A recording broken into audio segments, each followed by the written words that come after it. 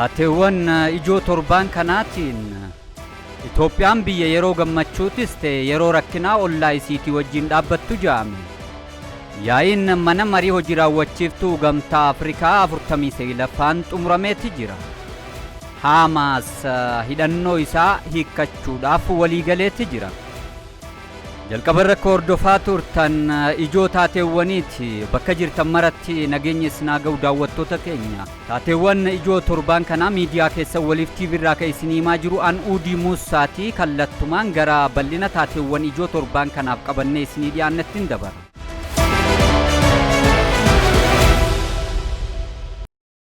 Itoophiyaan biyya yeroo gammachuutis ta'e yeroo rakkinaa ollaa isiitii wajjin dhaabbattu jaame. Itoophiyaan biyya rakkinaa fi balloo keessattis ollaa isiitii wajjin dhaabbattu ta'uun isii ibsameeti jira. Obboloota keenya ka Afrikaati wajjin keessumaa ammoo olloota keenyaa wajjin yeroo rakkinaatis ta'e yeroo gammachuu keessatti waliin ni dhaabbanna jaan Ministeerri Muummee Abiyyi Ahmad waggaa 8 dura guyyaa jalqaba muummee ministeera Itoophiyaadhaa ta'uudhaan kora aangoo siyaasaa masaraa kiiloo 4tti galan. Guyyaa mootummaan ida'amuu hundeessanii turanitti ammoo waamicha tumsa naannawaatii fi badhaadhina waloodhaa dhiyeessee ka ture yeroo ta'u muummichi ministeera Abiyyi Ahmad Itoophiyaan dhugumaan tumsa dhugaadhaan cimsuudhaaf hojjechaa turteeti jirti jaan. Biyyattiin boqonnaa walitti bu'iinsaa cufuudhaan nagaa harka isii diriirsuudhaan olloota isiitii wajjin kanneen nagaan irraa fagaate hunda nagaa akka argatan godhuudhaaf akka hojjettu ibsaniiti jiru. Uummattoota biyyoota ollaa kanneen biroo birattis ammoo ministeerri muummee Abiyyi Ahmad jalqaba gaafa masaraa kiiloo 4 seenan irraa kaasee dinqisiifannaa guddaa argatanii ka jiran hoggaa ta'u. Ministeerri muummee Dr. Abiyyi Ahmad haasaa isaanii kan guyyaa jalqaba gama masaraa kiiloo 4tti gizee seenan dubbatanii turaniin gaamti Afrikaa naannoo uummattoonni afaan aadaa fi seenaa waloo dheeraa qaban itti jiraatan jee ka ture hoggaa ta'u. Gaanfa Afrikaa bakka humni fedhii fi kaayyoo adda addaa qaban itti dorgaman bakka dorgommii walxaxaan siyaasaa cimaan akkaan itti adeemsifamu ta'uu isaatis yaadachiisanii ka jiran yeroo ta'u sababa kanaatiif ammoo gaanfa Afrikaan bakka hundarraa bakka addaati yaaniiti jiru. Mootummaan ida'amuu walitti hidhamiinsa uummattoota naannichaatii fi fayyadamummaa waloo bu'uura dippiloomaasii isaa taasifachuudhaan naannicha walitti bu'iinsa irraa baasuudhaan badhaadhina waloo irratti xiyyeeffatee hojjetu ta'uudhas ibsanii turaniiti jiru. Hidha haaromsaa guddicha Itoophiyaadhaa ga'umsaan ijaarrachuudhaan humna ibsaadhaa biyyoota naannichaatiif dhiyeessuudhaan misooma waloo irratti fedhii fi kutannoo cimaa qabdu hojii irra oolchitee jiraachuu isiitiif agarsiiftu akka ta'es ibsanii turaniiti jiru. Haa ta'u malee jaan ministeerri muummee Abiyyi Ahmad humnoonni ilaalcha dulloomaa kan keenya qofaatu taajanii amanan biyyoota ollaa isaaniitii wajjin gamtaa fi tokkummaan jaalalaan badhaadhinaan fuulduratti tarkaanfachuu dadhabanii waamicha Itoophiyaa misooma waloo irratti xiyyeeffachuudhaan taasisaa turteef deebii gaarii kennuudhaan manna kara dulloomaa ta'een Itoophiyaa irratti walii galanii duuluudhaaf filataniiti jiru. Deebiin Itoophiyaadhaa garuu ifaa fi kallattiidhaan kajaan ministeerri muummee Abiyyi Ahmad tumsaan misoomuu malee filannoon biraa naannichaaf walitti bu'iinsa irraa baasuu akka hin dandeenye ibsaniiti jiru. Biyyoonni tokko tokko kanneen mootummaa isaanii keessatti walqixxummaa fi walii yaaduu fudhachuu didanii waan hunda ofii isaaniitiif qofa akka ta'u hawwanii fi akka ta'u yaadan yeroo ammaan tanaa haala jiru hubachuu dadhabuudhaan lagniinis ta'e galaanni keenya qofa jechuudhaan bishaan hidha haaromsaa guddicha Itoophiyaa laga Abbayyaadhaa laga Mormor bishaan Naayil guutumatti gaafii haqa qabeessa hin taane mataa isaaniitiin dhuunfachuuf gaafachaa akka turanii fi gaafachaa akka jiran yaadachiiseeti jira. Bulchitoonni ilaalcha duubatti hafaa qaban kunneen ammoo mootummaa hojii isaatiin gammachuus ta'e rakkina keessatti olloota koo cinaa nan dhaabbadha jedhu irratti duuluudhaaf gamtaa uummatanii tarkaanfachaa ka jiran hoggaa ta'u biyyoonni ollaa Itoophiyaadhaa kanneen gaanfa Afrikaa keessatti Itoophiyaa marsanii jiran diinota Itoophiyaa kan seenaadhaa Ijipt bifa Itoophiyaatti marsuu fakkaatuun biyya isaanii keessa qubsiisanii hojii nagaa, misooma, jaalalaa fi badhaadhina waloo Itoophiyaan tarkaanfachiisaa jirtu bifa balaa keessa galchuun naannicha keessatti shira walxaxaa dalaguu filannoo taasifataniiti jiru. Ministeerri dhimma alaa Itoophiyaadhaa dhimma kanarratti ibsa kana dura kennee tureen bifa Itoophiyaatti marsuu fakkaatuun gocha Ijipti biyyoota gaanfa Afrikaa keessatti godhaa jirtu ni balaaleffanna jechuudhaan ibsuun isaanii yaadatama.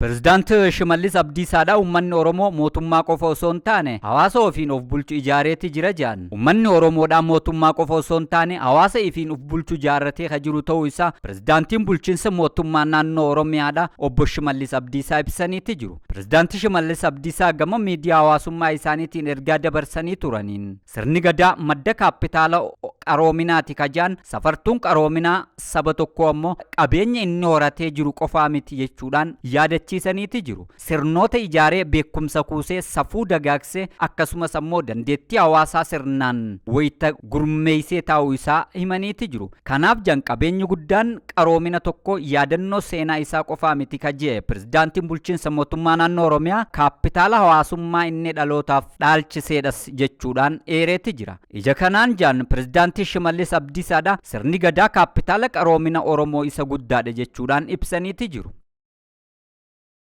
Magaalaa Finfinneedhatti hiikkaan gaa'ilaa 9,000 ol raawwateeti jira.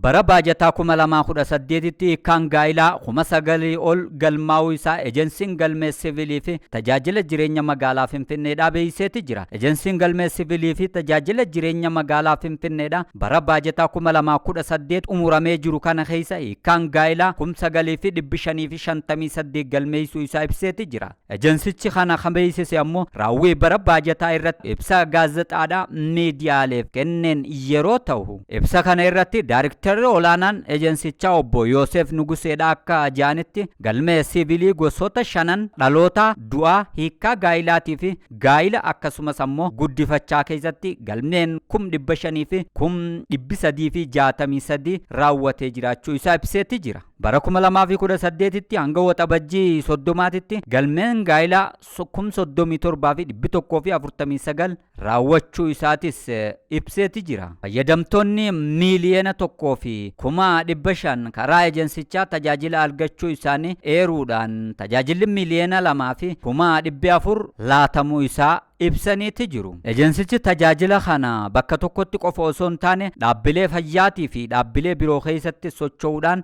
akka ta'e ibsee ka jiru waggaa ta'u dhaabbileen fayyaa magaalattii keessatti wiirtuu tajaajila foddaa tokko banuudhaan galmee dhalootaatii fi du'aa geggeessaa jiraachuu isaatis ibseeti jira. Mana murtii sadarkaa tokkoffaa federaalatti wiirtuun tajaajila foddaa tokko banuudhaan manneen murtii sadarkaa tokkoffaa 11 irrattis tajaajila kennaa akka jirus eereeti jira. Yaa'iin mana marii hojii raawwachiiftuu gamtaa Afrikaa 49ffaan xumurameeti jira. Yaa'iin mana marii hojii raawwachiiftuu gamtaa Afrikaa 49ffaan xumurameeti jira. Miseensonni mana marichaa hojiiwwan tumsa dhaabbilee garaagaraa wajjin taasifamaa turan akkasumas ammoo raawwii galmoota gamtaa Afrikaa gamaaggamuudhaan kallattii fuulduraa ka'uudhaan yaa'ii isaa xumuraniiti jiru. Dhimmoota humna gamtaa Afrikaadhaa ittiin cimsuun danda'amu irrattis waliigaltee garaagaraatiirras ga'anii ka jiran waggaa ta'u kana maleedhas ammoo ajandaa bara 2063 gamtaan Afrikaa qabatee fuulduratti deemaa jiru milkeessuudhaaf biyyoonni miseensotaa ga'ee isaanii akka baatan miseensonni mana marichaa dhiibbaa barbaachisaa gochuu akka qaban hubannoon uumameeti jira. Yaa'icha irrattis Afrikaan dhaabbilee faayinaansiitii fi dhaabbilee idil addunyaa keessatti hirmaannaa siyaasaatii fi ga'ee murteessaa qabdu cimsuudhaaf sagalee tokkoon dubbachuun barbaachisaa ta'uu isaa ibseeti jira. Akkasumas ammoo bakka bu'oonni biyyoota garaagaraa yaa'icha irratti hirmaatan gara biyyoota isaaniitti yeroo deebi'an waliigalteewwan irra ga'aman hojiirra oolchuudhaaf xiyyeeffannoo addaa kennuudhaan hojjetu akka qaban ifoomeeti jira. Taatee xumuraa taateewwan torban kanaa keessaa qabannee isinii dhiyaanneen ammoo Hamaas hidhannoo hiikkachuudhaaf waliigaluu isaa beeksise. Ergaa pirezidaantii Doonaald Tiraamp karoora nagaa Gaazaa boordi of piis jedhamu labse booda Hamaas hidhannoo hiikkachuudhaaf waliigaluu isaa beeksiseeti jira. Karoorri nagaa dhiyaate kun ammoo Hamaas Gaazaa keessatti guutumaa guututti akka hidhannoo hiikkatu ka ajaju yeroo ta'u Hamaas akkuma jee hidhannoo hiikkata taanaan waraana Gaazaa guutumaan guututti dhaabuudhaaf tarkaanfii qabatamaa ta'uudhas akka malu shakkameeti jira. Marii yeroo dheeraa booda Hamaas yeroo jalqabaatiif guutumaan guututti hidhannoo isaa hiikkachuudhaaf waliigaluu ibsee ka jiru waggaa ta'u marii nagaa jiddu seentummaa Ameerikaatiin taasifamee ture kanaan ammoo Hamaas hidhannoo hiikkachuudhaan wal qabate rincicuudhaa fi waliigaltee kana lafarra harkisaa turuun isaa ibsamee ka jiru waggaa ta'u meeshaalee waraanaa hidhatee hiikkachuudhaaf ammoo amma tola ji'eeti jira. Kun ammoo marii gulantaa lammaffaadhatti waliigalteen tun akka ceetuuf haala Gaazaan nijjeessu ja'amuudhaan ibsameeti jira. Akkaataa karoora waraana Gaazaa guututti dhaabuudhaaf pirezidaanti Tiraamp dhiyeessaniin mariin kan taasifamu immoo gulantaa 3 hoggaa ta'u hanga ammaan tanaatitti gulantaa jalqabaa qofa keessatti mariin waraana dhaabuu Gaazaa akka argamus ifoomeeti jira. Hamaas hidhannoo akka hiikkatu kan ibse ammoo hoogganaa haaraa gareen hidhattoota Hamaas filatanii jiran Khalil al-Hayyaa yeroo ta'u Khalil al-Hayyaan ammoo akkuma koraa aangoo siyaasaa Hamaas geggeessuudhaaf aangoo tana qabateen Gaazaa keessatti jijjiiramni hedduun akka dhufu waada galeeti jira. Hamaas guutumatti hidhannoo hiikkachuudhaaf garuu Israa'el daangaa Gaazaa keessaa guutumaan guututti ba'uu akka qabdu ibseeti jira. Dhimma kanarratti ammoo Israa'el hanga ammaan tanaatitti gama isiitiin waan jette tokkollee hin qabdu.